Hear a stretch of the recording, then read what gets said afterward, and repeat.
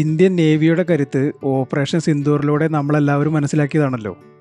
എന്നാൽ അത് ഇനിയും വർദ്ധിപ്പിക്കുന്ന ഒരു വലിയ നേട്ടത്തിൻ്റെ വാർത്ത ഇപ്പോൾ വരുന്നുണ്ട്. നമ്മുടെ ടാറ്റ അഡ്വാൻസ്ഡ് സിസ്റ്റംസ് ലിമിറ്റഡും സ്പാനിഷ് കമ്പനിയായ ഇന്ദ്രയുമായി ചേർന്ന് ലാൻസ എന്ന 3D air surveillance radar Indian നേവിയുടെ യുദ്ധക്കപ്പലുകളിൽ സ്ഥാപിച്ചു കഴിഞ്ഞു.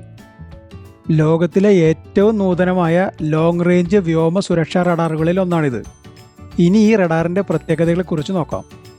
ലാൻസ എൻ റഡാർ സ്പാനിഷ് കമ്പനിയായ ഇന്ദ്രയുടേതാണെന്ന് ഞാൻ നേരത്തെ പറഞ്ഞല്ലോ. Lanza 3D റഡാറിൻ്റെ naval വേരിയൻ്റാണിത്.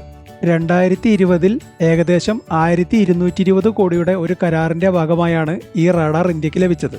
ഈ റഡാറിൻ്റെ പ്രധാന സവിശേഷത അതിൻ്റെ ദീർഘദൂര വ്യോമ സുരക്ഷയും ആൻറ്റി മിസൈൽ ശേഷിയുമാണ്. ഏകദേശം 500 കിലോമീറ്റർ വരെ ദൂരത്തുള്ള വിമാനങ്ങളും 1,00,000 അടി ഉയരത്തിൽ പറക്കുന്ന വസ്തുക്കളും കണ്ടെത്താൻ ഈ റഡാറിന് കഴിവുണ്ട്. കൂടാതെ ഇന്ത്യൻ മഹാസമുദ്ര മേഖലയിലെ ഉയർന്ന ഈർപ്പം നിറഞ്ഞ അന്തരീക്ഷവും തീവ്രമായ ചൂടും സഹിക്കാൻ കഴിയുന്ന വിധത്തിലാണ് ഈ റഡാറുകൾ രൂപകൽപ്പന ചെയ്തിരിക്കുന്നത്.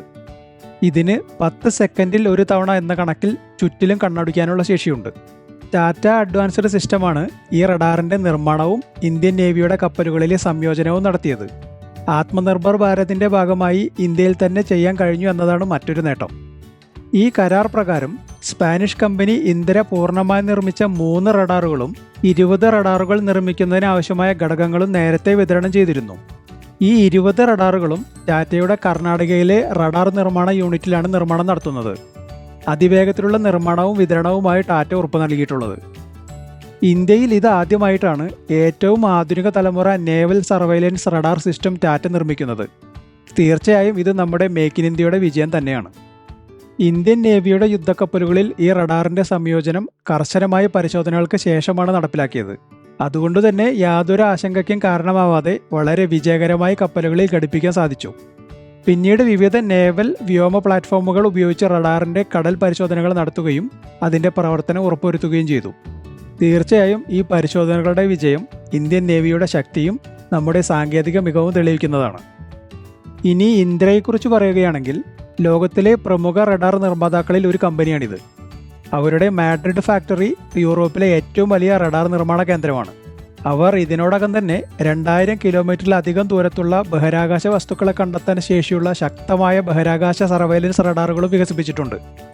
നമ്മുടെ ബഹിരാകാശ ഏജൻസിയായ ഇസ്രോയുമായും ഇന്ത്യൻ കമ്പനിയായ സെൻറ്റം ഇലക്ട്രോണിക്സുമായി ചേർന്ന് ബഹിരാകാശ ആസ്തികൾ സംരക്ഷിക്കുന്നതിനായി റഡാറുകൾ നിർമ്മിക്കാൻ ഇന്ത്യ ഒരു സംയുക്ത കരാറിനായി താൽപ്പര്യം അറിയിക്കുകയും അതിൻ്റെ ചർച്ചകൾ നടന്നു വരികയുമാണ്.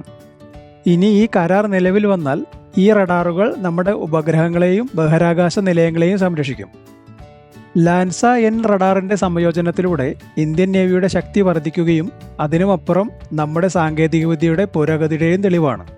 ഇനി ടാറ്റയുടെ കാര്യമെടുത്താൽ നമ്മുടെ ആത്മനിർഭർ ഭാരത് എന്ന ലക്ഷ്യത്തിലേക്ക് അവർ നൽകുന്ന വിവിധ സംഭാവനകളിൽ ഒന്ന് മാത്രമാണിത്. ഇത്തരം പ്രവർത്തനങ്ങളിലൂടെ ഒരേ സമയം നമ്മുടെ സേനയുടെ കരുത്തും മേക്ക് ഇൻ ഇന്ത്യയുടെ ശക്തിയും വർദ്ധിക്കുകയാണ്. ഇനി ഈ വീഡിയോ ഇഷ്ടപ്പെട്ടെങ്കിൽ നിങ്ങളുടെ അഭിപ്രായങ്ങൾ കമൻറ്റിലൂടെ അറിയിക്കൂ.